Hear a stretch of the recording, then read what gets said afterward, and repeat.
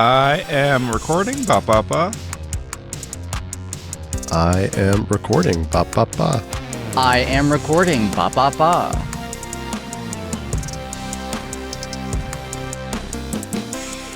What's up, everyone? Welcome to the 712th episode of the Pokopia podcast. I'm your host, Steve. With me is Bobby. Hello. I am just getting over being sick. And it's hot here. I know it's probably not hot where you guys are. It is. It's uncomfortably hot for us. I'd still rather be hot than cold. Sorry, but it is uncomfortably hot. Austin also here. It is not hot here, but while I've been avoiding the outside and the cold, I've been inside binge watching the entire season 2 of One Piece live action, which is very good. I've never seen the anime, so big fan here, but I love the live action. Oh, okay. Okay. Yeah, Nice. It's like Survivor. Luffy has to get voted off the island eventually. Yes. Yeah, eventually he's out there, but that's okay. We got Sanji. And then there's the Sanji idol. Yeah. The Sanji idol. We have a show for you guys today. We have there is some bug fixes coming to Pokopia, and we'll start with that. And obviously, I think we all have stuff to say about Pokopia. I will give you a spoiler free. There will be no story stuff with Pokopia, but if you also don't want to spoil the story for yourself, just don't pick up any of the lore, and then you'll also not know what's going on in the story. That's true. Just don't pick up those glowing tablets, and then you'll be very clueless on what's happening. So there's a Pokopia update coming. So first segment will be about Pokopia, and then Garmin partnered with Pokemon Sleep, and I just realized how there are 300 different Garmin watches, and they're all very expensive, and so we'll get to that. There is also a little bit of TCG news. Bobby is going to hard carry the TCG news because I'm so far behind on that. But Bobby always carries the TCG news. We have some champions stuff, or maybe lack of champions stuff. And then a couple other little things. And then if you want to stick around for our bonus segment, it will just be more Pokopia. Because I know for sure right now we cannot fit we could easily make this a 90-minute show about Pokopia, but we do have to do our due diligence of getting through the other news, as painful as that might be. We got to stay updated. Somebody has to reach you guys the news.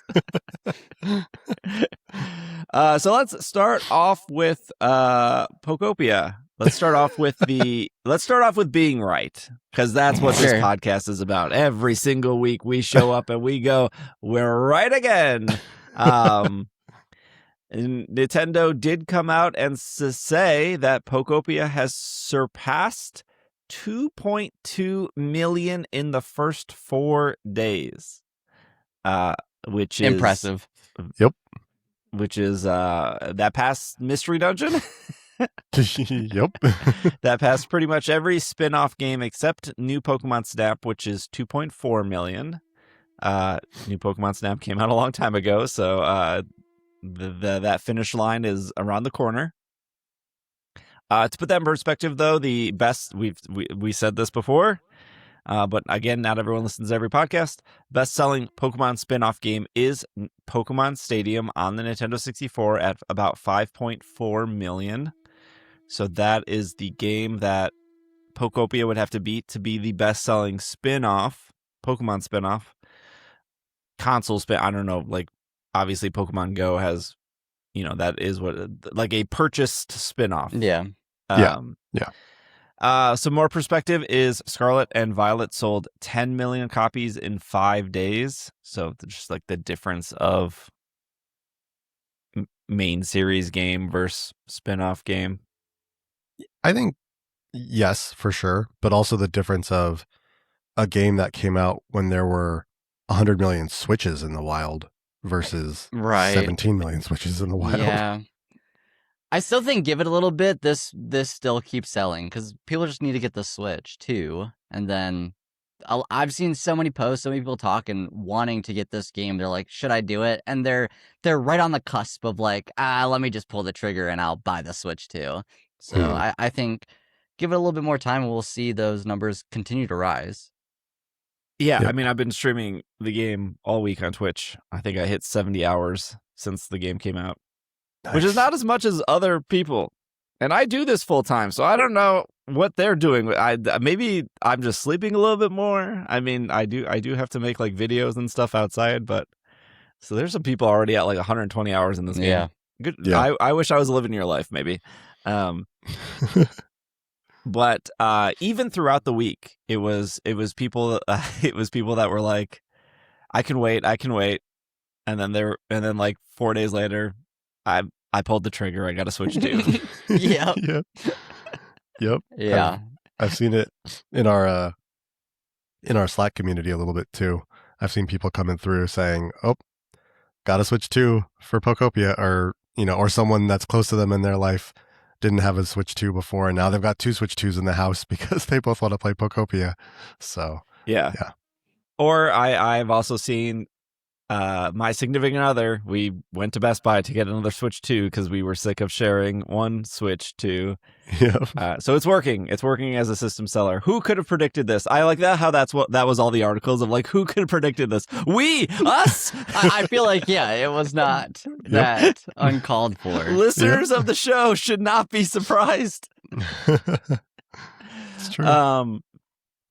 I did see a post of it comparing Pokopia to Resident Evil 9. Is that the one they're on? I think it's 9. Requiem. Yeah. In which way? Because in like terms of sales, because Resident Evil, I think I don't have the numbers in front of me. I'm super sorry. I think Resident Evil sold like 6 or 7 million right away. Okay. But the comparison was there are 17 million Switches, and there are like infinite amount of Steam users. Sure. However many PS5 users, however many Xbox users, again, another 17 million Switch 2 users because Resident Evil is on the Switch as well. So right. when you look at 1 in 8 people on the Nintendo Switch 2 are buying this game versus, 1 in 300 people are buying it on all of these other... It's just... You there's only one place to play Pokopia, and it's limited by a very expensive console. That, not like the world is financially stable right now. Right. So some people don't have the ability to purchase a $450 console. Unless if you get it at Micro Center, it's $430. I don't know why, but not everyone has a Micro Center nearby. I don't even. What is that? What? Like You don't know? Micro Center is like a Circuit City, like a kind of like if Best Buy? Radio Shack succeeded and had a store as big as Best Buy, that would be like a Micro Center. Got it. All right. They're very nice. You can take your PC and be like, fix this, and they'll probably fix it better than the Geek Squad could ever fix it. I'll have to see if there's any around here that I just never. I'm sure California has one. They're not in every state. Like Wisconsin doesn't have any Micro Centers. Okay. I know Texas has some. Micro Center. All right. Yeah. I'll have to find one someday. This is not an ad for Micro Center, although I do like Micro Center. Not a bad thing. There's one up near like where Worlds was last year, sort of. Oh, like the Anaheim area?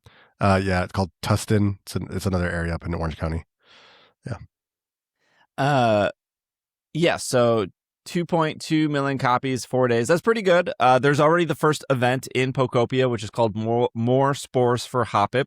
That is now until March 25th. I think there is a little bit of confusion around this event, so I'll clear that up. You already have Hoppip.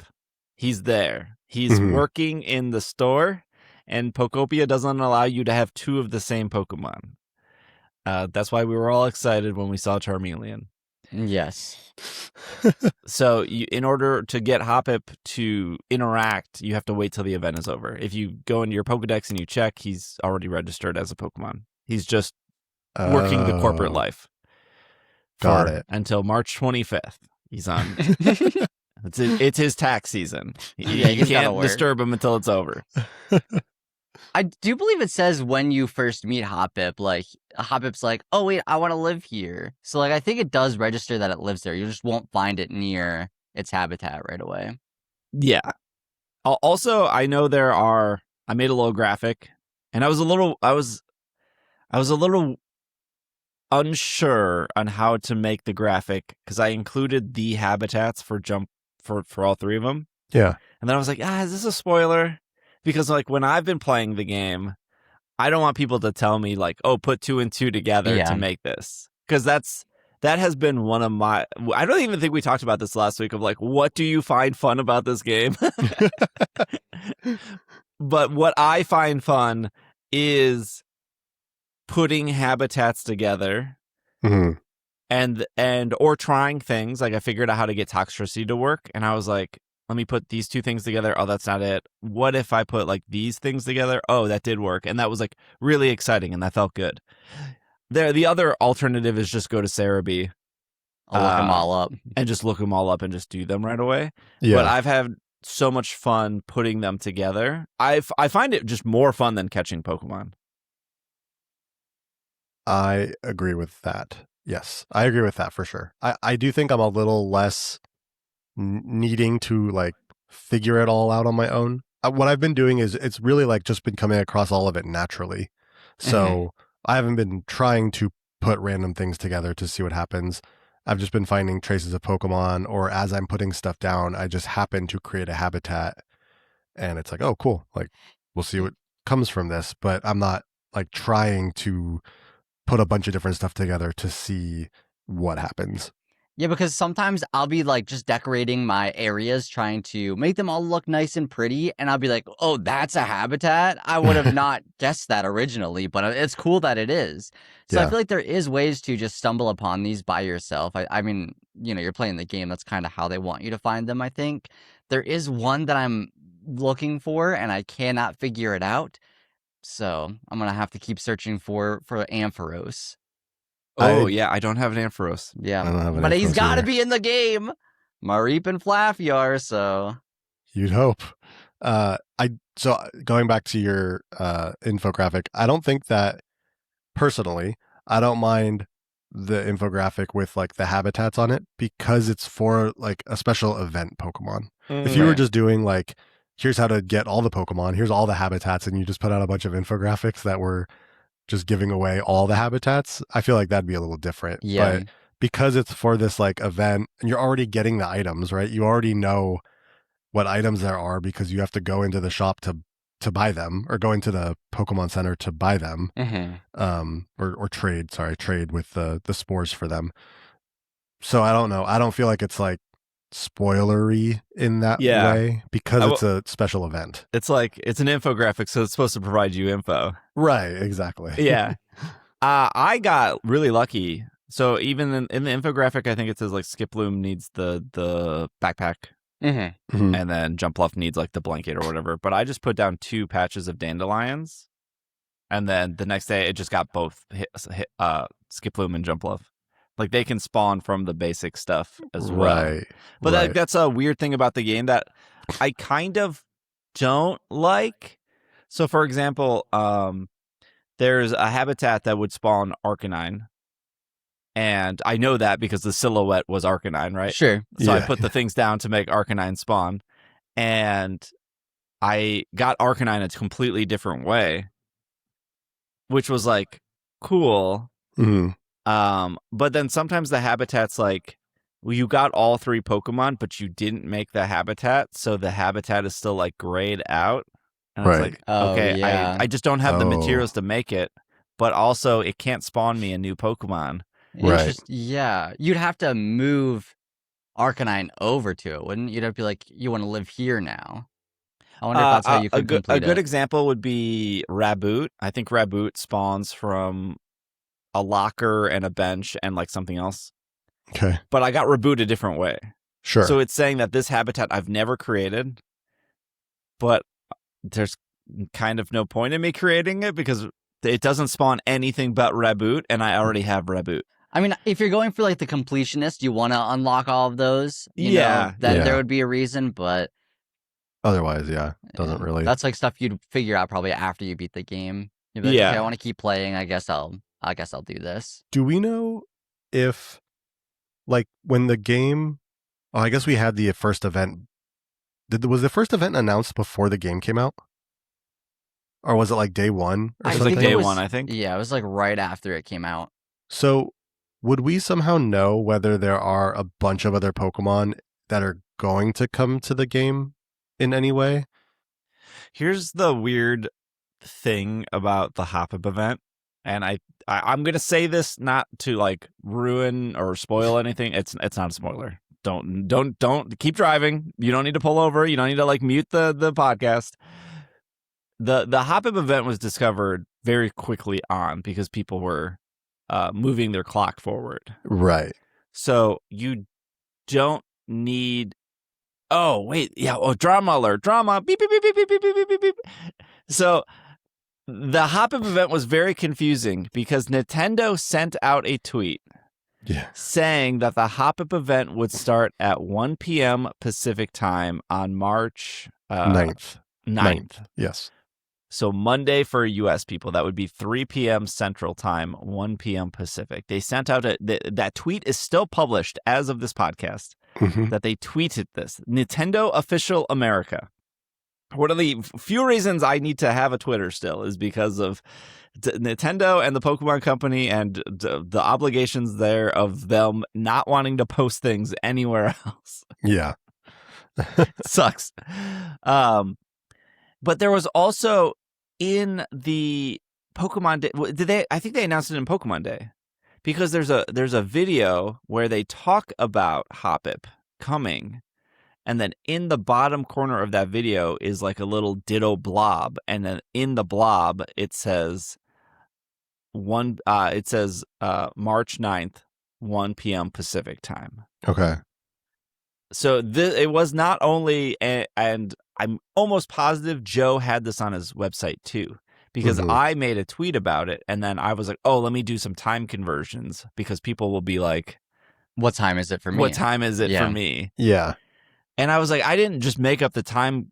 Why would I just pick a random time? I got the time somewhere. So it was posted on Nintendo's Twitter. It was posted in a video, although I don't remember what video that was, if that was Pokemon Day or not. And then it was on Cerebi, I feel like for a second before Joe took it down, that it was supposed to start March 9th at 1 p.m. Pacific. Which, to be fair, March 9th, 1 p.m. Pacific is March 10th, 5 a.m.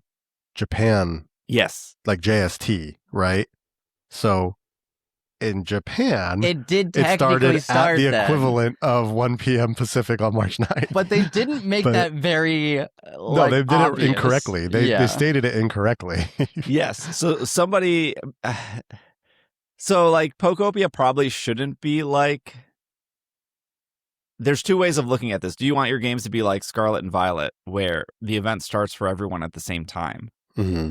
Or do you want your games to be like Pokemon Go, which the event rolls out locally at 5 a.m.? So jumping to the correct thing is Hop-Up starts 5 a.m. March 10th for everyone, and then it would end 5 a.m. 11:59 p.m.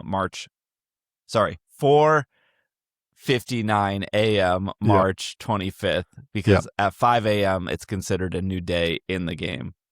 The frustrating part about all of this is, even though Nintendo put it in a video and they tweeted it, they at no point ever corrected it.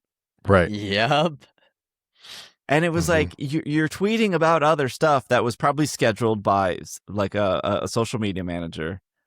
But no one at Nintendo was like, hey, there's not a single employee in that entire building that was like, where's my Hop-Up event? Right. Yeah, maybe we should let our customer base know that we were wrong about the Hop-Up event.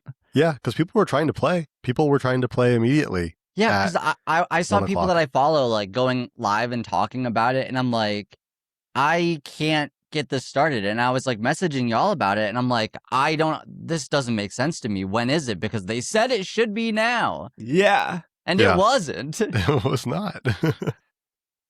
It was a little frustrating.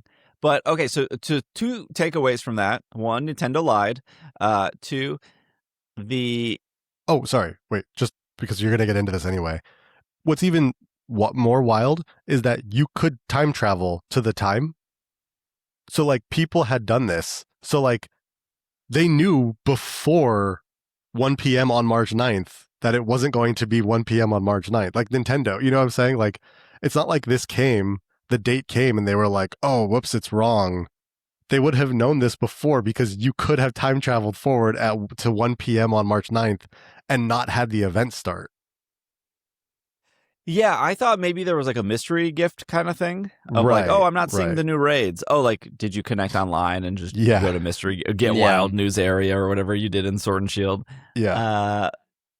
But so yes, you could. So when this game first came out on March 5th, people discovered that the Hop Up event was already in the game because they time traveled. Yeah. And now all those people are banned from the Pokopia World Championships. That's fine. But it means that the game is static. As of right now, it's static. So if for whatever reason you missed this event, you could go back in time and it would work.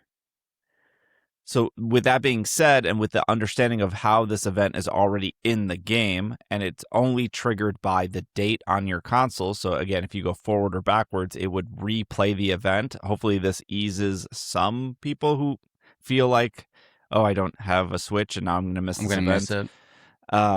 There's also another way that you can, if you miss the event, you can do what you learn in the game. There's a way, though, you'd be able to create the items needed that you would buy. Oh, the item printer. Yeah, the item printer. Does the item printer work on the jump left stuff? Because there's certain items in the game where the item printer will not take a picture of. Cerebi said it does. Oh, okay. But yeah, so he was saying like this might ease people's minds in thinking if they missed the event, they won't be able to. Well, that's nice then. Yeah, that man lost a tree and had an item printed tree, so I don't know how much we can. Okay. Yes, the item printer does exist. That's cool. There are some items in the game you can't item print, but you'll realize them when you get there. Okay. The other thing we know is there's another event in the game for April to introduce a new Pokemon. Okay. So we don't know if there's more Pokemon in the game because the Switch 2 has not been hacked.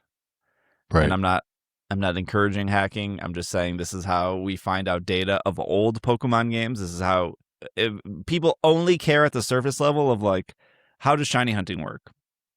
Well, we know this because people were able to dump the game and go through the code and stuff like that. That's not possible on the Switch 2 yet. Will it be? Maybe one day. I don't know. I don't follow that closely.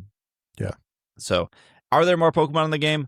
Maybe. We don't know that. We knew all the Mega Pokemon from Legends ZA because that was a Switch 1 game as well as a Switch 2 game. So that's why we knew that, Mega Golisopod was coming. Mm-hmm. That being said, people have only found one other event by time. I'm not going to spoil that Pokemon. People have only found one other event in April. No one found anything in June or July. You would think that there would be an event every month, or there would be maybe DLC. Are these Pokemon in the game? Are they not in the game? If they need to add more events, they would have to add it through an update. Mm-hmm. But is that going to remove the old events? Like, we just don't know. Right. Like, and I don't know if that could be a good or a bad thing, right? If we're still playing this game in a year, because there might not be a winds and waves in the next year, and we come to March 15th of 2027, maybe it would be cool to have different grass Pokemon and not Hop Up again. That is true. Because I'll be fully honest, it took me maybe less than 20 minutes to get all the spores I needed and to buy the items and to build the habitats. It was done and over with really quickly for me.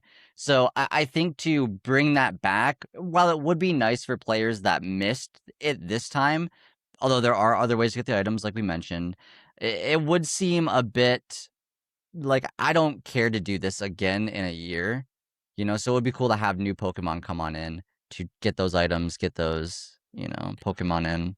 I like the idea that this event is 2 weeks long, not because you need 2 weeks to complete it, but because it doesn't take that long, but you can do it anytime within that 2 weeks, right? It's definitely catered more toward don't feel pressured like you have to just start right away and get it done, but more like you can do it as time works for you to do the event. My one complaint about it taking so long, though, is I want to trade in my garbage items for other things at the Pokemon Center, and I can't do it. Yes, I that's can't the do it. one bad thing about the event is if you don't have enough trading spots, it blocks the Pokemon Center from being a trading spot.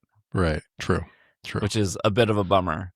But yeah, I think that 2 weeks is fine. I think if they were, I know the conversation that I keep having with people, or I guess people keep having with me, is, do you think this game is going to have DLC? I don't know. Like, everyone thought that Legends Arceus was going to have DLC, and it didn't. They gave us one mystery gift in BDSP for a statue, and we're like, oh, that would be cool if they keep giving us new statues and stuff for the underground, and that was literally just one event for a statue in BDSP. So I would like it to have DLC. I think DLC is probably incredibly easy. I think DLC is like, here's Celadon City broken that you have to restore, and here's 50 new Pokemon to go with Celadon City, and here's 50 new items that you can use to decorate. I think I think my worry of these events being already in the game, like Hoppip and the next Pokemon that's coming, I think my worry is it's going to be like Animal Crossing, where they take too long to put out the DLC. It's way too late, and come spring next time, you got Zipper again, and no one wants to deal with Zipper. We didn't want to deal with Zipper the first time. We definitely don't want to see him the second time. And because everyone in the world was playing when Zipper first came, Zipper's like this. For Bobby, Zipper is this like Easter rabbit. I assumed annoying. It was yeah.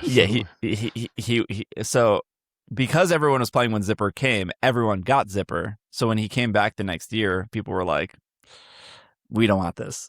Right. Sure. And I don't think Zipper was 2 weeks long. Maybe it was 2 weeks long. I thought Zipper was like a week. I also feel like it was only a week. Yeah. Also, I got Marshall wrong last week. I was talking about Raymond. I wasn't supposed to be talking about Marshall, but like no one blinked an eye that because proves like the point, though. They're all the same. I'm pretty sure they're both gray. To be fair, I'm pretty sure Marshall's like a cream color, but he's a squirrel though. Yes, yeah. Marshall is the little cream squirrel, and then the other guy, Raymond's like a cat. Yeah, a cat with the business glasses. Cat. Yeah, business cat. Because there was the everyone loves Raymond memes. I think DLC is as easy as that, but but they could probably do more. I think this game is incredibly creative. Like I guess in a perfect world, I would want DLC to be a new area, X amount of Pokemon, X amount of items, and one new Ditto ability. Mm-hmm. I think that would be very cool. Yeah. And there's. Please, if you are still stuck in the first island, please, I'm just telling you to go to the other islands and just get the other abilities and then come back. It would maybe take you an hour of your time to unlock the ability on Rocky Roads and Bleaky Beach or whatever the other one is. Bleak Beach, yeah. You can get those abilities and then come back. It will make your life easier. Yep. I promise. Mm-hmm. Yeah, so I am worried for the don't drop the ball like you did for Animal Crossing. Not that like Nintendo is in charge of Animal Crossing. I'm not saying that Nintendo's in charge of this. Nintendo is only the publisher for the worldwide version of the game. The Pokemon Company is the publisher in Japan. Also, I want to clear this up. I feel like the new annoying thing to hear from people is like, Let's Go Pikachu, Let's Go Eevee is not a main series game, even though it is a main series game. Sure. And then that moved over to Legends Arceus and Legends ZA, where people are like, these aren't main series games, even though Game Freak said they're main series. Yep. And when they just celebrated the 30th anniversary, Let's Go Pikachu, Legends ZA, Legends Arceus are included with the other main series games, right? There's no Pokemon Snap on that wall. There's no Mystery Dungeon on that wall, right? There's no Smash Brothers on that wall. It's all the main series games, which include Let's Go Pikachu, Let's Go Eevee, Legends ZA, Legends Arceus, right? For some reason, people like refuse this claim, even though whatever. I don't. It's so weird. It, It's like so I don't weird know. It that- makes them feel better. I think it's like it's like I don't like these games, so therefore I won't consider them main series. That's not how that works. That's not Right. how anything works. I mean, I'm sure it's with like Star Wars. Like, I don't believe the first 3 movies should actually exist. Sure, I guess, but they are Star Wars movies. I don't know what to tell you. Yeah. Anyways, I think the new thing is Pokemon finally made a good game without Game Freak. Yeah. When you boot up the game, it says Game Freak across the thing. Yep. The game was started by Omori, who is the director of Omega Ruby Alpha Sapphire, Sword and Shield, Scarlet and Violet, all of these games. He is like the top director at Game Freak. It was started by him in Game Freak before they decided to reach out to Omega Force, which is one of the developers under Koei Tecmo, to make this game. I beat the game. I'm not going to tell you what happens, but surprisingly, when you beat the game, you get credits. And those credits show who worked on the game. And boy, the first like 10 people, all Game Freak employees. Mm-hmm. I didn't count how many Game Freak names, but I would say there was probably at least 25 Game Freak employees. And Game Freak is a relatively small company. It's about 211 people. Mm-hmm. So when you have 1/8 of your studio working on this game, that's kind of a lot of people. 1/8 of people have bought this game on the Switch. Yeah, that's true. Yeah. Yeah. Like I'm not saying that Omega Force didn't do a lot of heavy lifting. I also want to clear up that this is not just like a copy and paste job that people have been seeing. I know people will compare it to Dragon Quest Builders 2. Koei Tecmo did work with Sony, because Dragon Quest Builders is a Sony property, to make Dragon Quest Builders and Dragon Quest Builders 2. That game was run on the Psy engine, and that is a Sony engine that they use to make those games. This Pokopia is running on the Katakana engine. I think that's, or maybe it's just Katana. I don't remember. I don't have it in front of me. It's like Kata, maybe some N's in there, maybe some more A's. One of those 2 engines. It's not Psy engine. It's a completely different engine. So again, it's just not a copy and paste job. It's a completely different engine. Obviously, they did the work over there, and they probably learned how to do the work, and then they had to redo it for Pokemon. But It is the Katana engine, by the way. Okay. You're correct. Katana. which I think is the same engine as Dragon Quest Builders. I mean, it was formerly known as the Koei Tecmo Game Library, so seems like maybe, yeah. It's not the Psy engine. That would be weird that Game Freak would use an engine made by Sony Yeah. when they have their own engines. Yeah. Anyways, so there's just like a lot of misinformation. I don't know why people have like a hobby of like hating Game Freak. I've said multiple times, I don't think Game Freak's like the best of like coding developer. We all remember Missing No. We all remember Entei roaring you in Fire Red Leaf Green and then never appearing again. We all remember how slow Diamond and Pearl saves when you try to save it, and they fix that in Platinum. There's like a lot of things that could be optimized. I fell through the floor at least twice in Scarlet and Violet. But Game Freak did work on this game. If you go to the Pokopia's website, you scroll down the bottom, it says co-developed by Game Freak, the Pokemon Company, which is a different company than Game Freak. Also, just a reminder, Game Freak owns the Pokemon Company. The Pokemon Company doesn't own Game Freak. And Koei Tecmo, which that specific team is called Omega Force. So Game Freak did work on this. Saying that this is finally a good Pokemon game because Game Freak didn't work on it is just wrong. That's just an incorrect statement. Also, you should maybe go to your local eye doctor and maybe get glasses if you did not see the giant Game Freak logo when you booted into the game. I'm fairly certain it pops up before Koei Tecmo does, doesn't it? It does, yes. Yeah, that's right. It is the first developer that pops up. And on top of all of that, you also have Omori, who, again, works at Game Freak, talking about how he's answered interview questions about the development of Pokopia and how it's like thoughts and origins originated from other Pokemon games that he was either the director or like the map developer on. Yes, map developer for Previously. Ruby and Sapphire. So it's like he is literally laying out that the concepts of these came from his work with Game Freak over the last 25 years. Yeah, we the only thing we really don't know is how long it took to make this game. Right. We don't know if this was like a 5-year project, a 2-year project, a 10-year project. Unsure. Oh, I will say that I did look this up because I look a lot of things up, mostly in the form of spite. But the whole story of the game was written by the person who their gear project got picked, and their gear project was Little Town Hero, which is a bad game. It's we're not gonna share. It's a really bad game. Maybe the story in that game is great, but what? Quick summary of the gear project: people pitch their games to the higher ups at Game Freak. They pick one of them. They go with it. The next Game Freak project is Beast of Reincarnation. Little Town Hero got picked. They made it. It seemed like a very small team, but the person whose their game was Little Town Hero, they went on to write the story of Pokopia. Okay. So that's just like a fun little fact. Also, Game Freak employee. Right. And, yeah. That's cool. Yeah. That's cool. So they're still there. They didn't get fired after Little Town Hero. To be fair, I don't think they coded Little Town Hero if they just directed it and or wrote the story. I don't think they... Sure.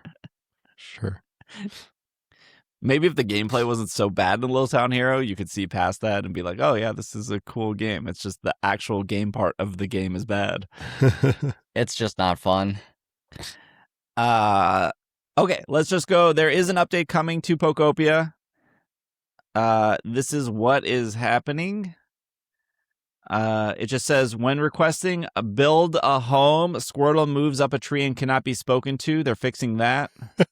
That classic Squirtle. Make Steve hate Squirtle even more. In the seaside town, request find a Pokemon Center. If you destroyed cracked blocks before you cross it, it could be difficult to progress with the quest. I'm not sure what you're doing there, but again, another soft. A lot of these are just like soft locks. When performing find a Pokemon Center in the Rocky Ridge area, if you follow certain steps, even if you repair the bridge, they're saying Tangrowth will not occur, so you will not be able to progress the quest. And again, the Rocky Road, I call it Rocky Road. In the Rocky Road area, if you follow certain steps where you encounter Rotom, that might not show up. In the clean up the Rocky Road, under certain circumstances, it is difficult to progress with that quest, cleaning it up. Spinarak's Pokedex entry is incorrect. That's the most important one here. There's the other mess up. There's the other drama.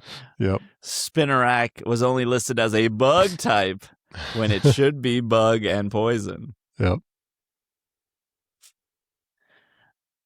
So yeah, a lot of these issues, maybe you're probably already, if you're listening to the podcast, maybe you're probably already past all those issues, so you would have never saw them to begin with. I didn't hear or see anyone get soft locked by that Squirtle in the beginning. That probably would have been the... Yeah, I didn't see anything about that. Somebody did, though. Yeah. Imagine that's like your like instead of getting a shiny, you're like, I'm the one that's soft locked Squirtle. It's so rare. No one else has done this. Yeah, I think we'll stop there for Pokopia. We have some other news, but for our patrons, we'll dive more into Pokopia in the bonus segment of just like things we like, maybe things we don't like. Last week's episode was super fun. So if you want the bonus segment after we get that through the rest of the news, patreon.com/PKMNcast. You could sign up for a free trial if you just want to listen to it. Otherwise, for $5, you get all the bonus segments after every episode, and you get the ad free, and you get access to the Slack. So there's your little pitch before we take a break. When we come back, we have some Pokemon Sleep news, some TCG stuff, some other little stuff to get to. So we will be right back. And we are back from our break.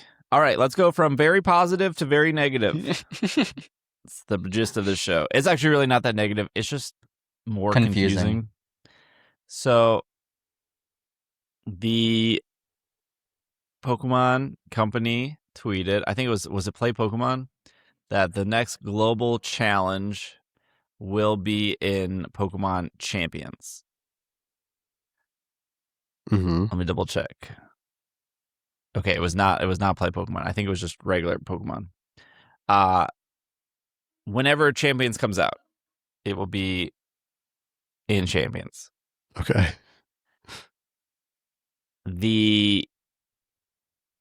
Which is like exciting. So Champions is supposed to come out in April, Mm-hmm. and it is March 15th. We still don't have a release date. We don't know if that's the beginning of April, the end. Oh, they did. Wait, hold on. No, I lost the tweet. Oh, here it is. Okay, there's the breaking news. There's now a Pokemon Champions Twitter account. Right. Yes. Yes. Right. That was the news that almost got lost because of the Pokopia drama. Drama being Nintendo tweeted the wrong time and that Spinnerack was the wrong type. So global challenges coming to Pokemon Champions. So Global Challenge 2026 number 1, because they'll probably do this like 4 or 5 times in 2026. Mm-hmm. Champions points will not be offered, which in itself is already like bad news. Yes. Yeah. Because Yes. the whole point of global championships is so no matter where you are globally, you could try to earn championship points. That's Yes. the point of that. For sure. And the tweet says, build your team and compete in the global challenge. Stay tuned for details when Champions comes to Nintendo Switch in April of 2026. Now remember, it's only coming to the Switch and the Switch 2, but no mobile until what I think is after Worlds, because I don't think I don't think this game is ready, and 2, I don't think they want people to roll into Worlds with an iPhone. I think they want everyone on the Switch. They definitely want the Switch. For sure.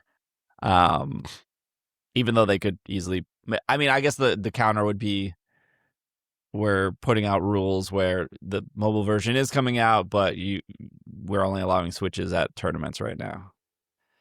They probably don't want more of a headache than what's probably already going on. Yeah, because even then, I'm sure people would be like, well, I have it on my phone, you know? Yeah. So. Yeah. So then, this isn't Garbage King, unfortunately. This is TPCI Ollie Whoop, and their picture is that of a whooper. Do you think that, like, part of the job at the Pokemon Company International when they have to write a forum post is like, well, let's make sure at least our name is, like, really good? I think so. You'd want it to be good. Like, Ollie Whoop and then Garbage King. Who was the other one? The other one was pretty good, too. Was it Rat something, wasn't it? Maybe. I don't remember, but it was like a month ago we were talking with another person. Because it was for TCG Pocket, I think it was. Mm-hmm. Yeah. Okay, but they're all good. They're all good. This is March 13th, so 2 days ago of us recording. February Regulation Set F will end its effective period in the 2026 Champion Series on March 31st, 2026. On April 1st, 2026, Regulation Set I will take place as the next format for all Championship Series events that are played with Pokemon Scarlet and Violet as the designated video game title with no effective end date at this time. We encourage all players to note the designated video game title on their respective event page or with their Play Pokemon Store tournament organizer to understand the regulation set taking place. We thank you for your continued interest in the Pokemon video game championships. This is not that big of a deal, technically. If you were just playing Scarlet and Violet and you would be like, yep, we're going from F to I, that's how the alphabet works. I understand. But saying that there's no effective end date, they're not even saying like, hey, the effective end date is going to be the end of April, and then because Champions comes out in April, and then when May starts, we're switching over to Champions. They're literally saying we encourage you to make sure you check when you sign up for a match. maybe some organizers are running Scarlet and Violet. Maybe some are running Champions. Better read. We all know Pokemon fans can't read. That's why this show is successful, because we do the reading for you. But what is happening? This game is a month away, and we know nothing about it besides, yeah, you can battle some Pokemon. It's not a great look. No, it's not. I don't fully understand what the purpose of keeping the information under wraps does. Is it that they don't want to be pinned to a specific date of releasing things? Like, because at this point, I mean, again, we're less than a month away. I guess they could release the game on April 30th. Yeah, you're right. So they could. We're technically 6 weeks away potentially from the game coming out. At this point, do you not have a date that you are still trying to hold off? Like, I don't understand. Legends EA is being held hostage because of this game. I just want to say that. Like, we are getting no True. Pokemon home support until this game comes out. Yeah. Yep. Which means ZA and all the other games can't connect to home until this game comes out. This is what they're waiting for. Yeah. It is giving, again, I say this every time, I will say this again. I want Champions to be good. I want it to, I want to play it. I like Pokemon battling. Mm-hmm. I think I like watching people battle Pokemon. I like trying new teams. I hope that it is accessible in the way of I don't have that accessibility problem because I play so much Pokemon. It's very easy for me to build like a new team really quickly. Sure. Yeah. But for other people, they might not have like Max Rare Candy or Max Carbos or whatever, and so they don't want to like EV train 6 new Pokemon just to try something that they decided they don't like. Sure. Like I want this game to succeed, but it is still giving the same energy that they are giving for TCG Live, which was I don't know if anyone remembers this, but they were like TCG Live's coming out in October, and it was like why are you coming out like a month after BDSP, and then like in between BDSP and Legends Arceus, Mm-hmm. and then they were like, oh, we're delaying TCG Live. I was like, okay, but why did you announce it was going to come out? And then a couple months later, they just rolled it out with like no fanfare. Yep. That is exactly what this feels like. Yes. It's like the same method. The difference is this is at least run by the Pokemon Company, where TCG Live is run by the Pokemon Company International. So the Sure. Pokemon Company is ideally more trustworthy, and that's I'm not. Nintendo got the dates wrong though. Nintendo did get the dates wrong. I'm just saying if the Pokemon Company wanted to take TCG Live more seriously, they would be running TCG Live. But instead, TCG Live is run by the Pokemon Company International, which means there's more hoops to jump through, since TPCI would have to go to the Pokemon Company to get approval and stuff. It's all very messy. Yes. There's nothing about the corporate structure of Pokemon, creatures, Game Freak, Nintendo that makes any of this I'm sure it's a nightmare for them internally. Because it's a nightmare for us to be like, what, going back to the Champions, what is happening with this game? Yeah. And then can you imagine, like, that's why I'm saying the mobile aspect. Now you got to get Apple and Google and Android and all the other things involved on top of how bad it already is. So yeah, no good at all. But yeah, this just doesn't look good. And we still have not gotten another trailer or anything since Pokemon Day, which barely gave us a trailer. That was in not itself. even a trailer, hardly. Yeah. But that was like a Subway TV commercial that they would have when you're like on the Yatsunote line. This does not feel like the confidence they need to get rid of competitive in Gen 10. Just like, I think they would be more confident, more, here it is, if that was the case. Yep. Yeah, and again, it has to work, right? It has to not provide headaches to tournament organizers. It has to have an actual player base. Mm-hmm. It's weird. And of course, like their solution would be like, let's just throw more money at it, let's fix the bugs. Like they could fix this, right? The Pokemon Company could have saved Rumble Rush. But unfortunately that game only lasted 365 days. But they could have pumped more money into it. They could have fixed it. But they decided to pull the plug. I don't think they're like gonna, like, to be fair, I don't think they're pulling the plug on Champions. No. But after if this game exists for 2 or 3 years, they could just be like, all right, let's move on. Yeah, maybe. It's so hard to tell with how everything has gone so far with this game. Right, we can't predict the future, but in the moment right now, the marketing behind this game is just not good. No. For a game that's supposed to come out next month. Yeah. And I mean, we talked about this recently, but just look at the way Pokopia was marketed and look at the way Champions has been marketed. Like they are like complete opposites.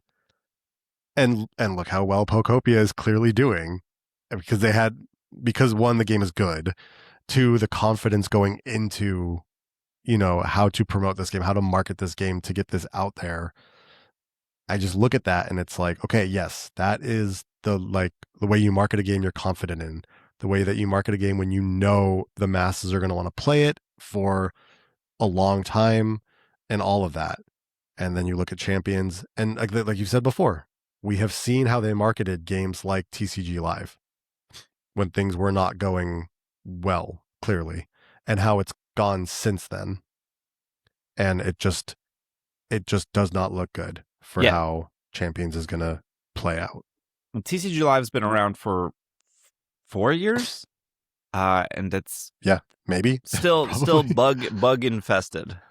Yes, it's playable. Like you can go. One of my favorite streamers. Their full-time thing is TCG Live. That I haven't seen those bugs, but I'm not playing that game 10 hours a day. But the people who are playing the game 10 hours a day, they're like, oh, this card doesn't work. We just can't build a deck with this card. And some of it does get fixed, but like you would think that they would pump more money. Wow, TCG Live doesn't make any money. Champions is supposed to make money, but we don't know how. Right. Yeah. When the game comes out, there's gonna be so much to try and figure out because they won't tell us anything. Yeah. We didn't say this in the Pokopia section. I just want to make sure our Pokopia people are still listening, because we did mention DLC. DLC or not, I do want to say with Pokopia, maybe this is probably for people who maybe didn't buy the game or maybe on the fence. Pokopia for $70 is a finished game from start to finish. Like, it does not in any way feel like they cut corners or like, oh, this got cut because of DLC. To me, it feels like the most finished $70 product I've played in a while. Mm-hmm. Yeah. Where even if it didn't have DLC, I would be like, that's fine. Like, there's so much value already here. Like, of course, I would like it to get DLC, but like, it feels like a $70 finished game that they stuck the landing with. Yep. Every time I think I've found it all, there's something else to do. Yeah. Yeah. Just seeing how massive all these areas in the game are as well. Each time I go, I mean, granted, I've only been to 3 of the areas, but each time I go to an area, I think it wasn't even until just a couple days ago that I realized there was a whole other section to the first area that I hadn't even explored. Did you break the back wall? Basically, yes. Yeah. And then realize like, wait, there's like another section that's just as big as the first half of the section that I've been to in this area. There's another section in that section. Is there? Yeah. These areas are massive and it's awesome. Maybe a tip for people, that back wall behind the Pokemon Center that opens another area, Mm-hmm. it uses a very specific color block. It's like an orangey block that crumbles really easily. Yep. That's like a secret wall. Like they're Yeah. scattered throughout the game. So Think- when you see that color, that means something is behind it for sure, 100%. Think of those blocks like in Legend of Zelda, the bomb walls, where you're like, oh, I can clearly throw a bomb at good that and open comparison, those good doors. comparison. It's like those blocks is that. You can go through those. And there's So something back there. for me, the way that I got there, because you don't only have to go through that wall to get to that area, because I went back, I figured out, I got back there and was like, oh, this area is cool, whatever. And I started pushing through the other way and then was like, oh, hey, the Pokemon Center. Like, I didn't know it was right here. Yeah, it's cool. It's cool. Yeah, so when you go to new areas and you see that specific color, like there will for sure be something behind it. Got it. Maybe not always a new area, but maybe like lore or Pokeball or something. Yeah, good to know. Pokemon Sleep. There's actually a lot of sleep news, so we'll try to speed run it. First off, Latias is coming to the game. We knew this from the Pokemon Day trailer because they showed more in the 29 seconds of Pokemon Sleep than they did all of Champions. Beginning in April, we'll probably get Latias before Champions too. Beginning in April, there will be a Latias research. You need to exchange Latias down to collect the Latias incense. Pokemon with skills specialty will be particularly recommended. More details will come at a later update. So nothing about Latios, but we saw both in the trailer. You can only have one legendary Pokemon on your team at a time, so I don't know if there'll be I don't think there'll be a combo between Latias and Latios. Which would be a bummer. I mean, I wish there would still be a way to do that, just because it's so... Maybe that's their skill, is you could put both of them. That would be like a lot for players to try to get two decent. Yeah. I'm going to assume one will be ingredients and one will not be. Because, like, I think Latias is more defensive and Latios is more attack. Okay. So one is usually, like, more support and then one is not. Right, if we're thinking battle-wise. Yeah. I saw somebody on Reddit say, like, oh, maybe they'll give them plus and minus. No. No. Nope. The only Pokemon that have plus and minus are Pokemon that have plus and minus. Yeah. I don't think they were going to randomly assign this. Did you guys get your Mew? No. No, I don't. People be getting 3 snapshots a day or something? I'm I getting don't know one. Maybe. Yeah. I'm up to 20, I think. What? Yeah, I think I have like 18. What? I got my Mew like a week ago at this point. What? Yeah. How are we finding so many Mew snapshots? Okay, here's the trick. If you use a Pokemon incense, that's one more chance of getting a photo. Because instead of seeing, what is it, 8 Pokemon a night, you're seeing 9. Okay, sure, that makes sense. That doesn't help that much though. It's +1. Well, you're guaranteed 1 Mew photo. Mm-hmm. Okay, but there were definitely like 3 nights in a row where I got 3 in a row. Like this morning, I also got 3. So you continue getting photos after you get Mew. How does it feel to be the favorite? It feels awesome. And let me tell you, I used my Mew Eureka seed or whatever it's called. Sure. Helping bonus. Goated. Dang. Just great. I don't know what I'm going to do. So I don't know what I'm going to do with Mew yet. Mew is like Darkrai. It uses the seeds. So with Darkrai, it shows up with the new moon. And then if you catch him, you get the seed. With Mew, I believe every 25 snapshots, you will get a seed. And right now, during this event, you're guaranteed 1 snapshot. So once the event is over, you're not guaranteed. I believe that's how it works. Somebody can correct me in the YouTube comments. Comment your favorite Mew. Anyways, Mew has Metronome, and you can use the seed to change Metronome to a different ability. So that's what makes it different than Darkrai. Right. So Darkrai's ability is it heals unless it's not a dark Pokemon, and then it damages it. Yep. Mew, I feel like maybe I want to do cooking bonus, like the Dene, because then I would have a psychic cooking bonus. So Mew is also everything. It's also berries, skills, ingredients. Mm-hmm. And everyone's Mew is neutral nature, and then everyone's Mew starts off with skill level M.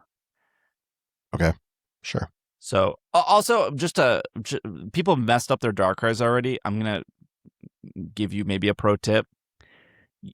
You will die of old age before any Pokemon gets to level 100 in this game. Do not use your Eureka Seed on level 100 or even maybe level 75 at this point. Right. Yeah. Yeah. Just go up to 50, maybe do your ingredients. With Mew, you have to use an Eureka Seed to change the ability. Maybe, I don't know. There's so many, like, I guess you could do a healing Mew, but I don't know if it outperforms Gardevoir. If you can get a Gardevoir. Well, Gardevoir's psychic, right? Not fairy. Yes. And I think Latias will just be dragon. There's just not enough dragons in the game. So I don't think those will be psychic. And we just got Mew, and Mew is psychic. So it's like, what do I need to fill in the psychic gap? Yeah. Well, we have Cresselia, right? Which is psychic. Cresselia is also psychic. Yeah. But Cresselia is the berry bomb / healer. Right. So it's not. So Cresselia is also not as good as Gardevoir when it comes to healing. So that's why with Mew, I'm like, do I just try to fish for the berry for cooking power? Because cooking power is so busted in this game. Yeah, I think I'd go cooking power. I think that's what I would try going, is cooking power. And like, I wouldn't reset the first skill level M, because it's already locked, so you can't get it again. So I would do your 25, do your 50, and then probably fish for your skill, and then maybe later on try to re-roll the skill level M once you have enough gold seeds to replace what that's going to be. But I wouldn't. Once something locks in, you can't get it again. Right. So I wouldn't try to like re-roll that first skill. I would do the 2 other ones first. Yeah, I don't know. It's hard. Like, I just got a better Dedenne after 2 years of Dedenne, but I don't know if I want to reinvest.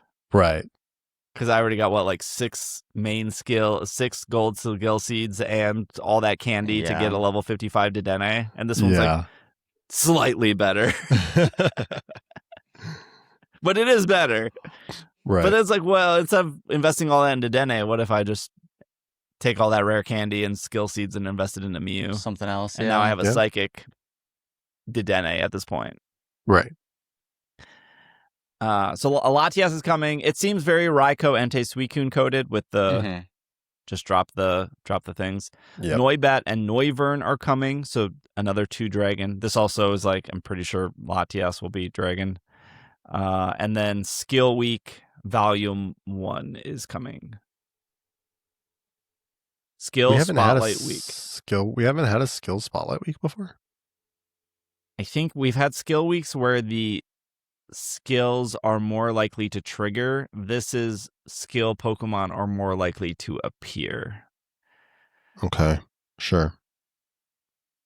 So greater appearance of Noivern and Noibat.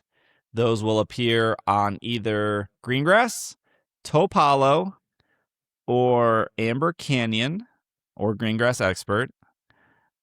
Good luck to all the Snowdrop people out there. If you do want to go to Snowdrop, you do. Snowdrop's not bad. You get Psyduck, which people like Golduck. Slowpoke, bad. Eevee, okay. Togepi, bad. Mareep, good. Murkrow, niche, I guess. Murkrow is cool, but like it's just a heavy investment. But it's a neat Pokemon. Gulpin is probably your best Dream Shard. Although Sableye is equally as good, it's just Gulpin's way easier to get. Why not? Terrible. Riolu, terrible. Rufflet, same as Murkrow. Togedemaru, technically kind of bad right now, and Palmy is very good. So Snowdrop's not the worst if you don't care about Noibat and Noivern.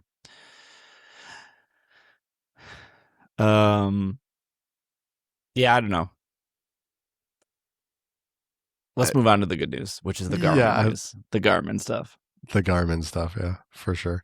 Garmin celebrates World Sleep Day with Pokemon Watch Faces. Choose between 2 watch faces, the Pokemon Sleep Snorlax with Friends, which features multiple Pokemon, Or the Pokemon Sleep I Choose You, gives you 48 Pokemon to choose from. I did look this up. Palmy is not an option, nor is Cramorant. It's a lot of starter Pokemon in like pretty much every EV. Shocker. The Pokemon poses on both watch faces will change throughout the day from happy to smiling to tired to sleepy. They will be based on the user's body, battery, energy levels. That's trademarked. I don't know what that means. To help you better prepare for bedtime, the watch's night face mode will switch on an hour and a half before the customer's scheduled sleep. I don't like how they call this customers. Before the customer's scheduled sleep time setting in the Garmin app. You can download the apps for free from the Connect IQ store. And yes. These watch faces look so good. Do either of you have a Garmin watch? No, I have an Apple Watch. Apple. Also, maybe I'm in the minor. I use my Apple Watch so conservatively. Like, I literally just use it as a watch. And sometimes to like look at the weather. But even in that case, I'm like, this is not enough weather detail on this tiny. Yeah, mine is either just a watch or my alarm because I like the vibrate. It helps me wake up. Yes. Oh, see, I don't wear watches. I can't wear anything to bed. No jewelry, no watches. Yeah, that's fair. Yeah, but I get that. I'm at the point where my phone alarm does not work. So I need the vibrate is what helps me get up earlier. Also, I was like, I like these watches so much. Maybe I'll just get it and I'll wear it as like a watch. Right? Like, it's not weird for people to have like multiple watches, right? Right. I'm definitely never going to go down that road of being like, oh, I'm a watch collector and I need like 40. Like, I'm staying away from that. But I went to Garmin's website because I was like, how much is a Garmin? First off, they have like 50 plus watches.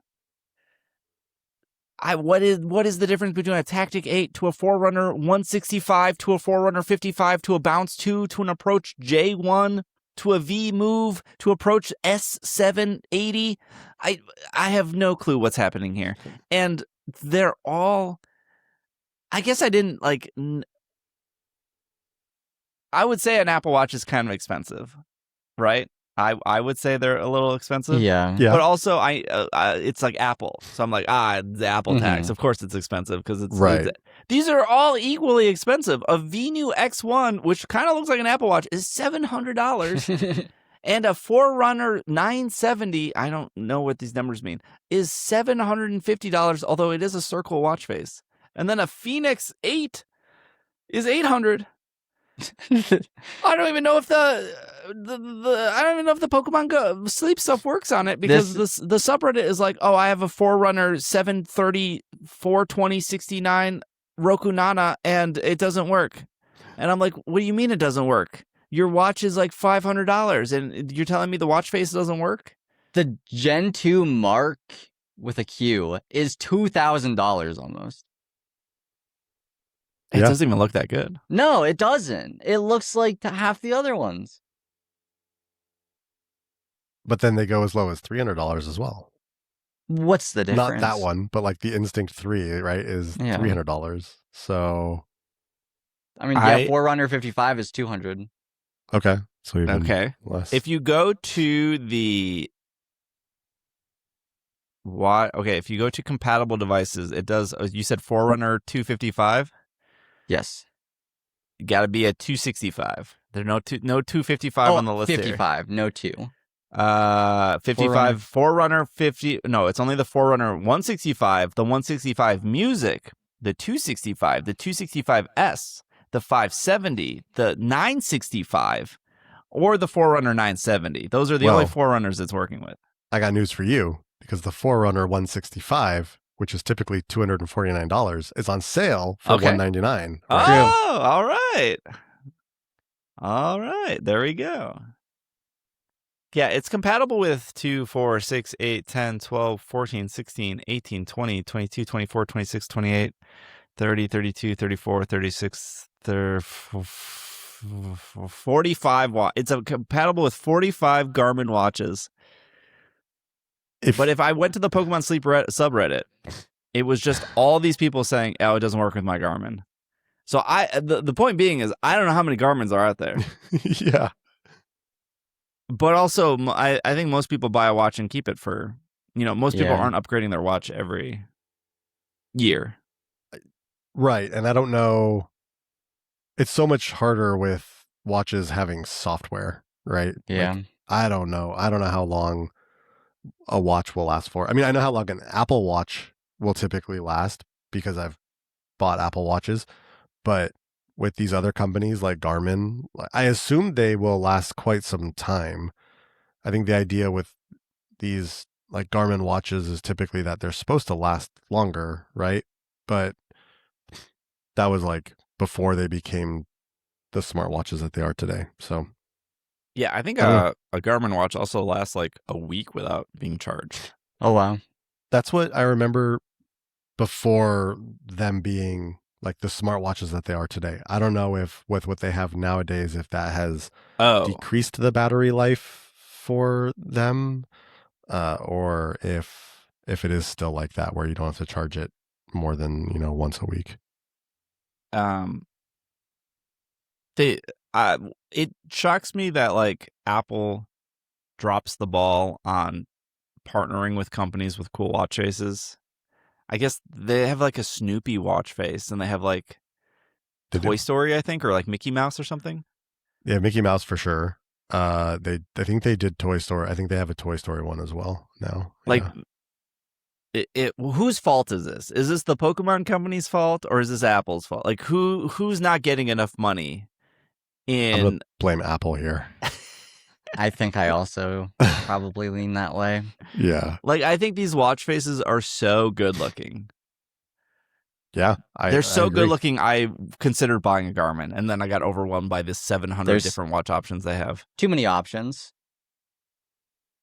Too many options. I don't want to say too many options because it just gives, there's such a variety. I mean, you can be somebody who wants to buy a $2,000 watch, or someone who just can afford a $200 watch, and you have all the options between that. Yeah, that's true. So there is that. I think they could do better with maybe the way that they show this all off could be done better. I mean, there is a compare icon on the top here, so you can compare them to each other. But yeah, I mean, if you're just going to the Garmin website and just clicking on smartwatches and looking to say, hey, I want to buy a smartwatch, they could maybe lead you in a better direction on like what you might want, rather than just being like, here's all our smartwatches and here's 80 options of smartwatches to buy, because that is definitely overwhelming. Yeah, it looks sweet. I would love them to partner with the Android watches and the Apple watches. I don't think it wouldn't make me wear the watch to bed, but it would make me have a cool watch face. Like, I would love to see a little Quaxley throughout the day on my watch. Yeah. That is like officially supported. I'm sure you can do some finesse thing on a look. I had a Pebble at one point, and I put weird things on my Pebble. But I would like a watch face to interact with my actual game. And be like, oh, I need to reminder to give Snorlax lunch. That would be very cool. It would, for sure. To be fair, I just have the reminder on my iPhone pop up, be like, lunchtime. If you have a Garmin watch and you're on YouTube, let me know which one you have, and if you like the Pokemon, if it can do the Pokemon watch face, and if you like it, I would be very curious. Okay, let's take one more break, and then we have some TCG and a couple other smaller news items we got to clean up. So we will be right back. We are back from our break. All right, we have a little TCG news, a little Pokemon Center news, and if I can get my notes organized, maybe one more thing. But I will let Bobby. I've been so Pokopia brained the last 10 days that the fact that this show has more than just Pokopia is a true blessing. I have an IGN article here. It says TCG Chaos Rising expansion officially announced. So, Bobby, give us the details here. Yeah. So, as Pokemon loves to do, they announce a new set before the next current set has been released. So accurate. So we had in February, or I guess technically end of January, we had Ascended Heroes, but that like fell into multiple tiers of release. And then we have Perfect Order coming out March 27th. And now the Pokemon Company International has announced Chaos Rising, which is releasing on May 22nd. So this is another Mega Evolution series set. So introducing some Pokemon. I think Mega Greninja, Mega Floette, Mega Pyroar will be in this set. The thing that is interesting about this set, as well as Perfect Order, is in the past, sets have, there's always been, not always, but for the past at least 5-10 years, there will be like one Japanese set will come out a month. So there'll be like 3 Japanese sets that come out, and then an international set will combine 2 or 3 of those sets to create their own set, right? For example, Evolving Skies was made up of 2 different sets in Japan. One was some Sky set, and then one was Eevee Heroes, right? So usually it's like 2 or 3 sets make up one international set. With the last couple of sets, they've all been tied to just one Japanese set. They haven't been combining Japanese sets to create these sets. So this set that's coming out, Chaos Rising, is what the Japanese set is called something spinner, like Ninja Spinner or something. That sounds awesome. But that's it. It's just connected to the one set. It's not like they're releasing 2 or 3 and then creating a giant set. So I believe this set's going to have like 100 cards or something in it. Like it's a smaller set. And this is now the second time, because Perfect Order is also a smaller set. And that's related to just one Japanese set as well.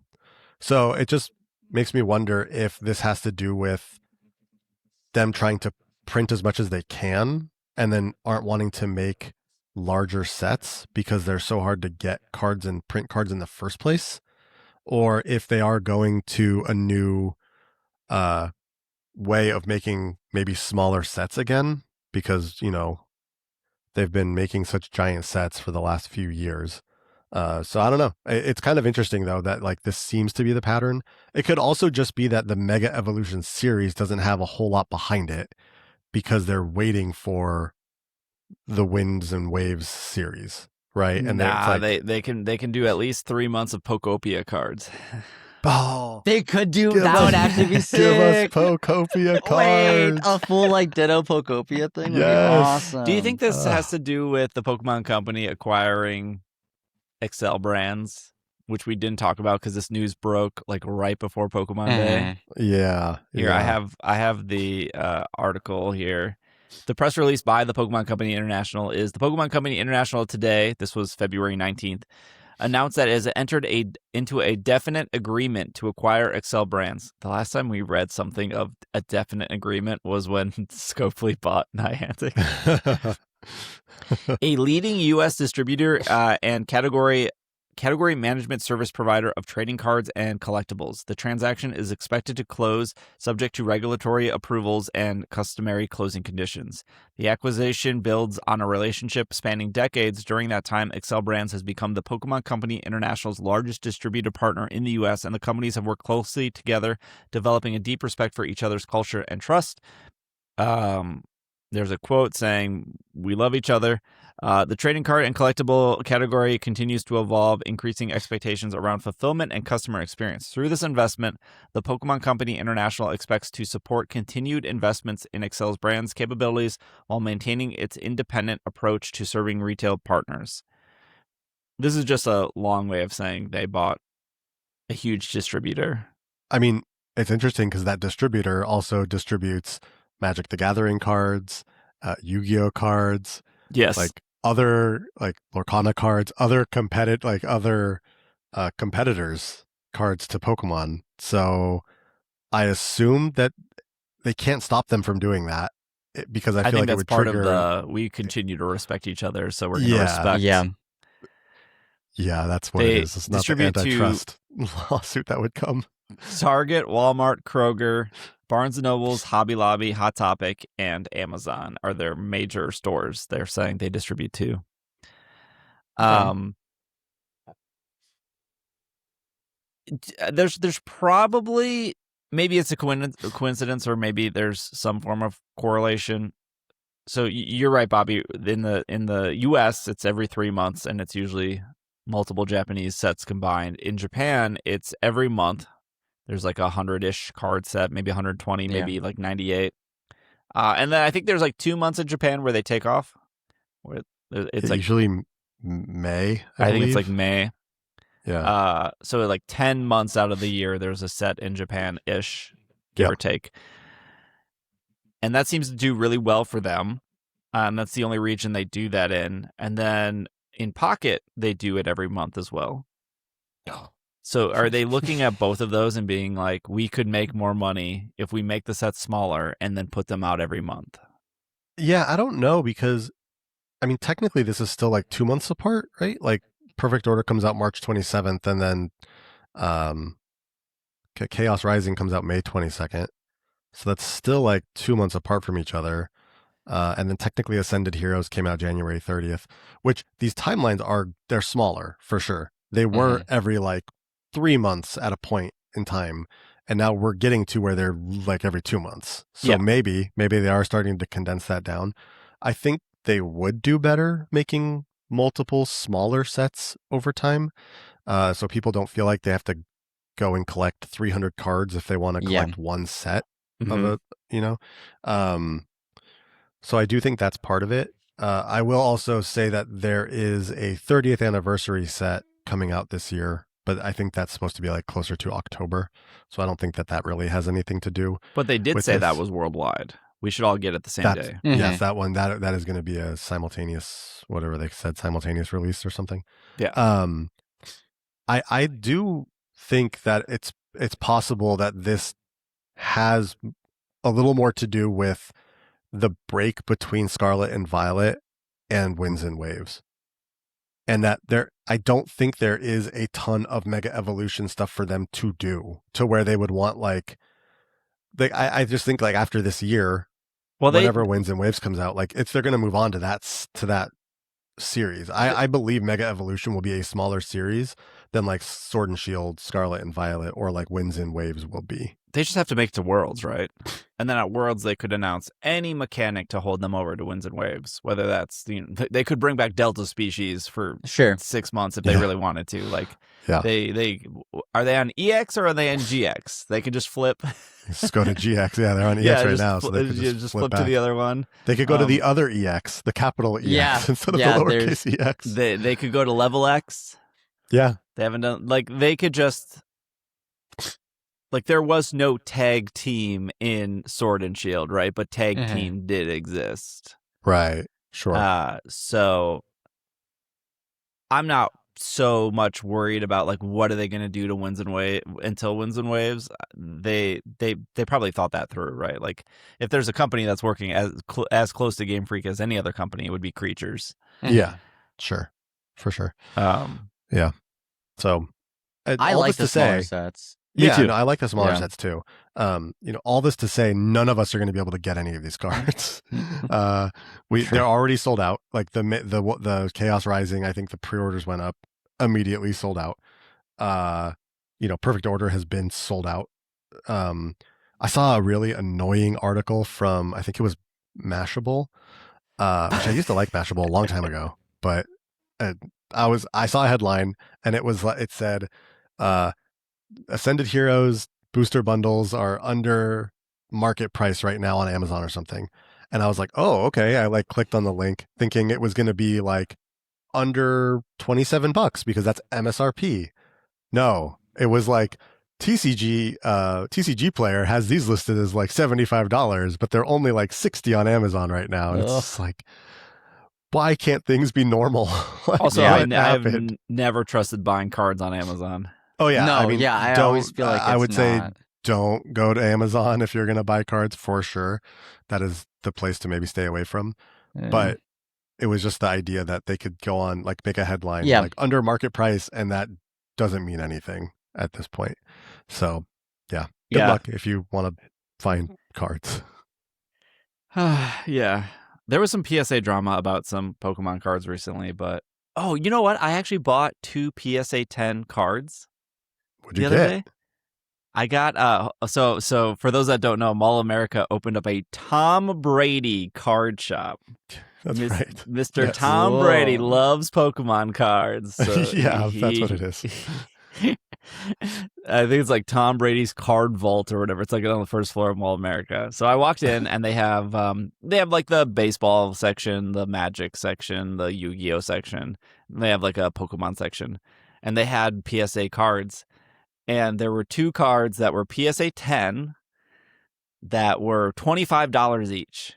Okay. And my brain is thinking, well, 1, I like these Pokemon. 2, it's PSA 10. Yeah. 3, it costs more than $25 to PSA grade A card. That's true. Yeah. Yeah. One was the Diplin, the full is it the SAR Diplin? Yeah, I Okay. think so. Nice. So he's like in like Kitakami on the little Paldea stand. Sure. Yeah. Yep. And then the other was like I'm blanking on what it was. It was like that, you know how they stamp with the Pokeball, Great Ball, Master Ball or whatever? Yep. It was like a stamped hollow Cacnea or something that was like PSA 10. Okay. And they were both like Cool. $25. Nice. But again, I was like, it Why would did cost more to grade. Yeah. Why did someone grade those though? I have no clue, but I thought they were so fun and neat, and I was like, Yeah. "Oh, $25 is like kind of like a fun, like kind of a fun price." That's like a weird sentence to say, but They were I think $25 each legitimately it costs or total? $35 to grade a PSA card. Something like that. I mean, if you send in enough, I Yeah, think if you they send it like will- 20, I think it brings the price down to like 20, Sure. 20 each. Yeah. I don't That's think I still- have 20 cards that would definitely get a 10.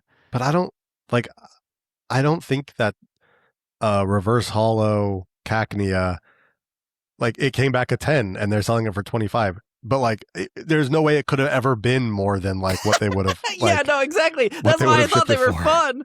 Yeah, that's It's like, who did this? I want why did them. they initially do that? Yeah, why did they see that and were Maybe like, yeah, somebody might have just really loved Cacnea, and then so they wanted to grade all the Cacnea cards, and they're like, Yeah. okay, well, I need to sell my cards now for whatever reason. true. And so they just got rid of a card that was special to them. But also, yeah, like why would you grade it? There's no way that that Mr. Tom Brady didn't pay like more than like $18 for it, right? Yeah, You Yeah. probably paid like maybe 15, and then they're selling it for 25. Yep. And then also when they pulled it out of the case and they handed it to me to look at, they were like, "Does it look good?" I don't care. I don't, bro. It's rated 10. What is it? I'm not a judge here. It's Yeah, already It says what? 10, so it's a 10. It doesn't matter. Who's questioning You this? examine it, you're like, looks like an 8 to me. I want to take it for 8 pricing. Am I supposed to haggle you, man? Like, am I supposed to be like, nah, I don't think this is a 10. Maybe give it to me for 20 instead of 25. What are you asking me what it like? It's fine. It's in a case. I'm That's buying really it because funny. it's a dumb card. Yeah. Like, I Dang. think they did have like a $15 PSA 8 of something. Who's buying an 8? Yeah, no. I mean, sometimes the cards they become less when like you'll have a card that's worth, let's say, like 500 raw Mhm. because it's worth like Like a 300 Giratina. if it's an 8 or something. Yeah, your Giratina, by the way, it's probably sitting on the desk somewhere, losing a point every week that it sits on your desk. No, like yeah, there's some cards that'll be more raw than they are like a PSA 7 or 8. Yeah. You know, it's like you go buy the PSA 7 or 8 because it's actually cheaper than buying the card raw. But then it like goes the other way, where if it's like a PSA 1, those are sometimes Yes. more expensive because Yeah. people like the bad. It's just fun. It's just a funny thing to collect. I think a $25 PSA 10 Diplin was That's cool. like, it's making me smile right now because I thought it was so dumb and silly that like Yeah. grading this to be a 10 costs more than what I paid for it. And Yeah. I know it's a 10. I see it. Yeah. I probably have like 6 of these Diplins. I promise you none of them are a 10. Right. Yeah, that's the other thing, right? People have they don't know how hard it is to actually get a 10 Yeah. when Unless you're like grading buddy cards. with the PSA guy and you're like, hey, hit me up with that 10 Diplin. Yeah, exactly. No, I think that's like a new. I am not a slab collector. I have like a couple. I probably have less than 10 slabs in my entire house, and I think most of them were gifted to me. Right. But like I have I have a PSA 10 Cramorant. I think I have a different Cramorant.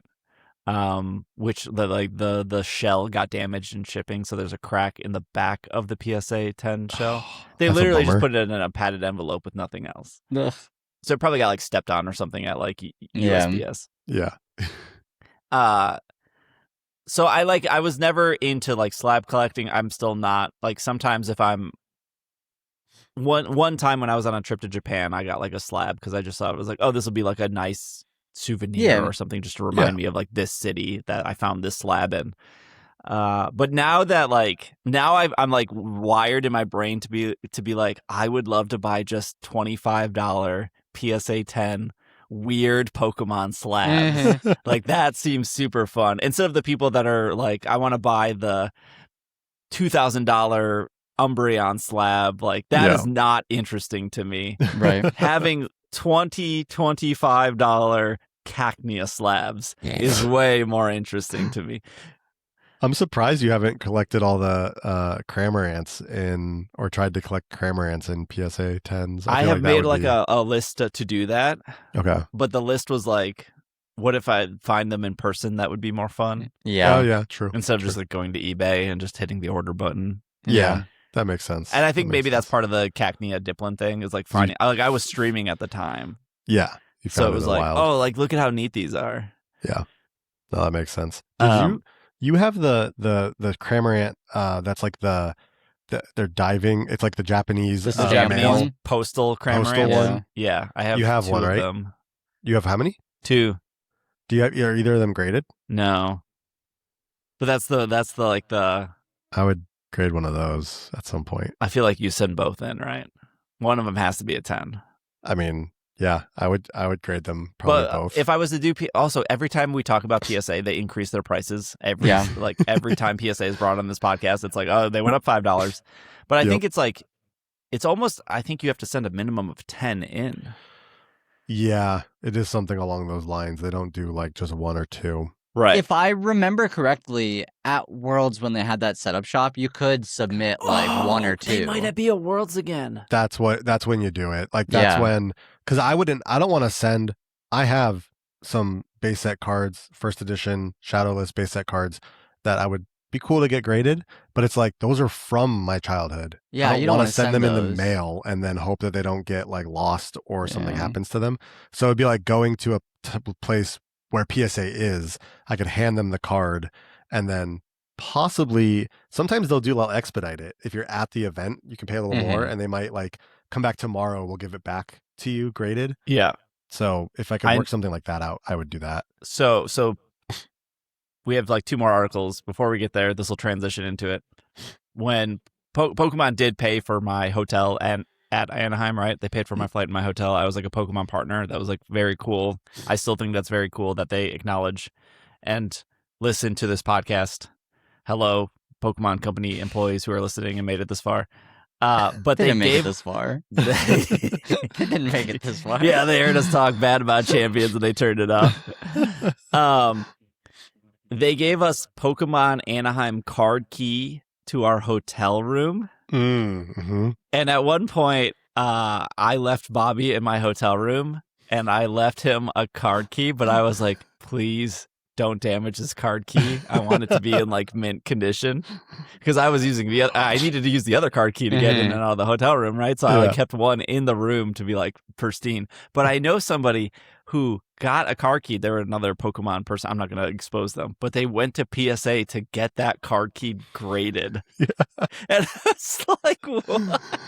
I guess, man, that these would be rare things, but I would grade it in the sense of like, again, a sentimental memorial thing, not like let me put this up on eBay in 5 years because who's going to be searching for hotel room Anaheim Pikachu card key? And to be fair, that person, I know who that person is too. They also would not do that.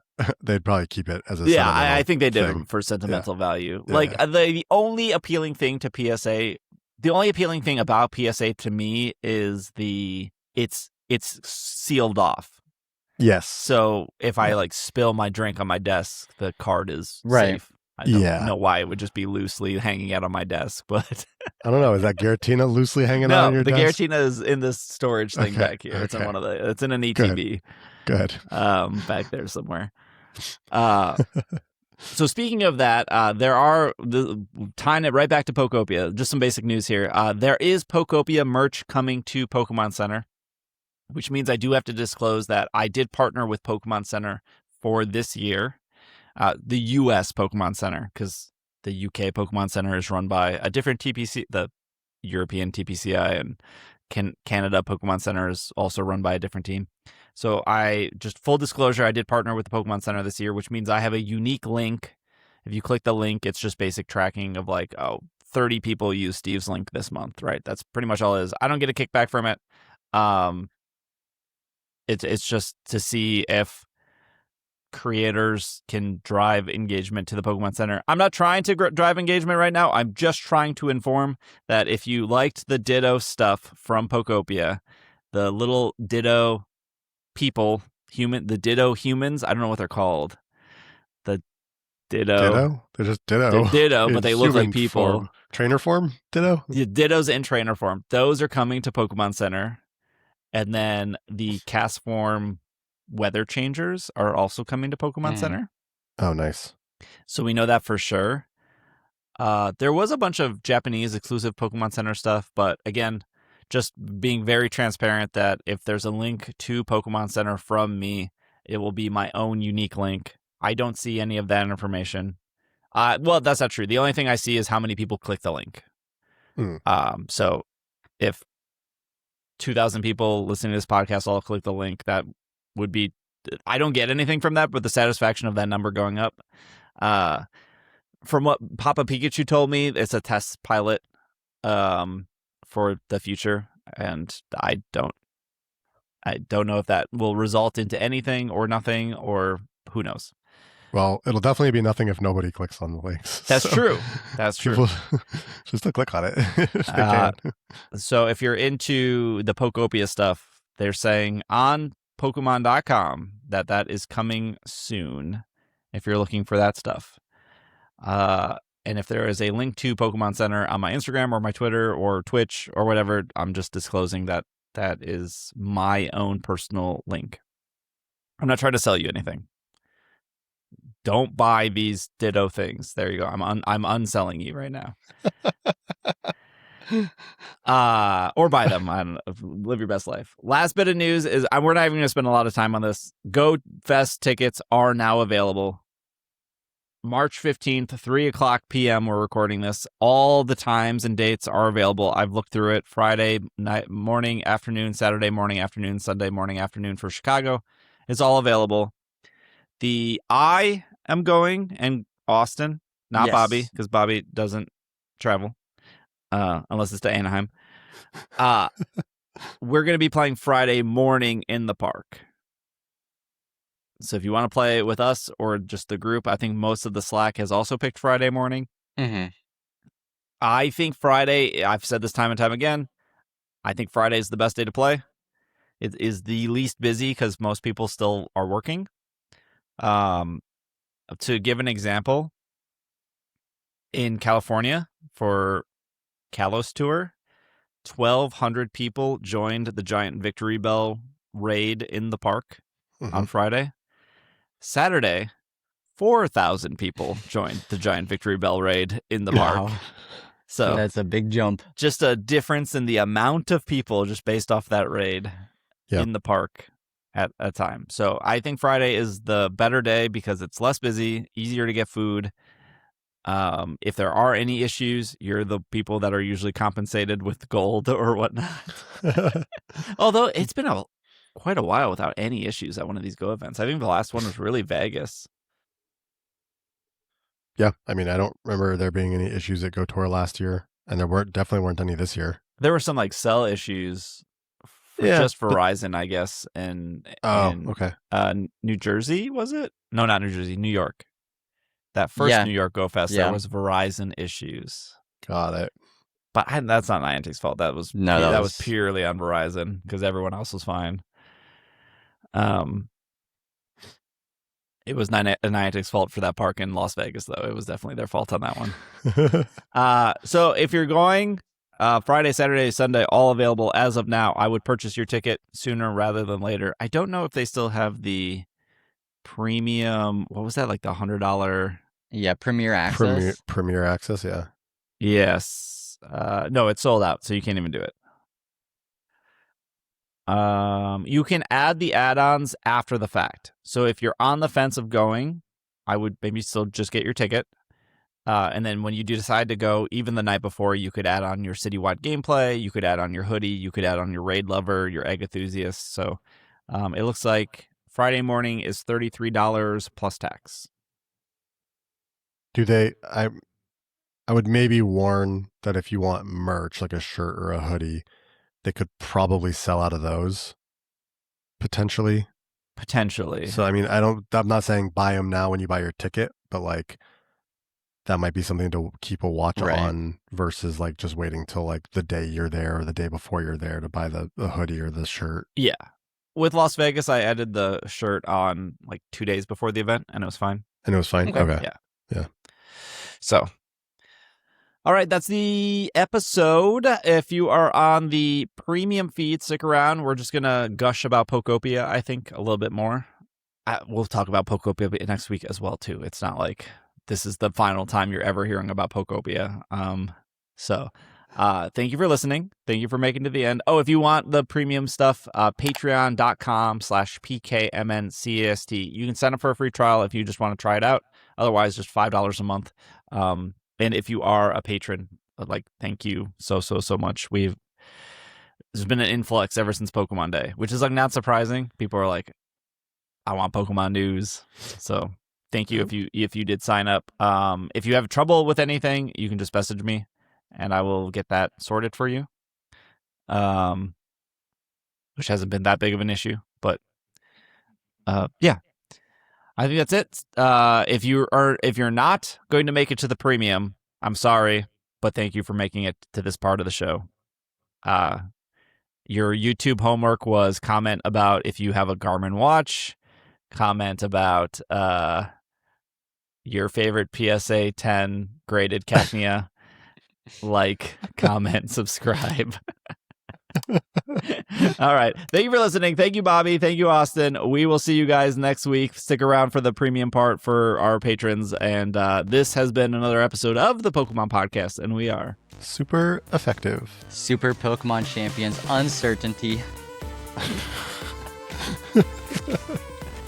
Pokopia feels closer to a main series game in a lot of ways than any other spin-off that they've done. Yes. Like, and almost a little bit more so than main series games like ZA.